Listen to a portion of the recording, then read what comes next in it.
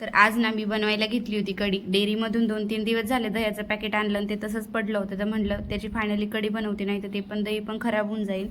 तर इथं छोटी कढई घेतली होती, त्यात आधी तेल टाकून घेते, त्यानंतर जिरे मोहरीचा छान असा तडका देऊन घेतला आणि त्यात कोथिंबीर वगैरे टाकली। लसूण नाही टाकला कारण मला थोड्याच क्वांटिटीमध्ये बनवायचे होते, आणि मिरची पण मी कट करून घेतली।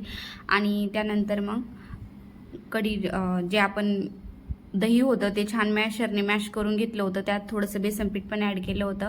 आणि कढीला मी उकळी येऊन अजिबात नाही दिली, कारण मग कढी पण फुटते। त्यानंतर ना मला खूप सारं काम होतं, आज बाथरूम वगैरे क्लीन करायचं होतं, तर ते सगळी साफसफाई करून घेतली। त्यानंतर सगळं काम आवरल्याच्या नंतर मस्त असं जेवण वगैरे केलं।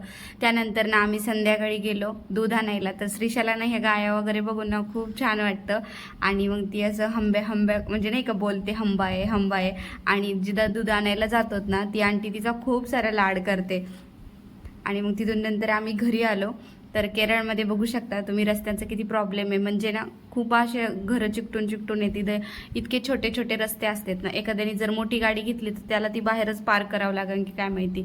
नंतर आम्ही गेलो पार्कमध्ये, आणि पार्कमध्ये श्रीशाना आज खूप छान खेळत होती। आंटीची सायकल घेतली आणि आंटीलाच बोलत होती बाय बाय बाय बाय, तिची इतकी नौटंकी करते ना आता ती। मग असं होत असे मस्त पार्कमध्ये तिने खूप सारं एन्जॉय केलं, खेळली वगैरे। असा होता आजचा दिवस। भेटूया पुढल्या नवीन व्हिडिओमध्ये।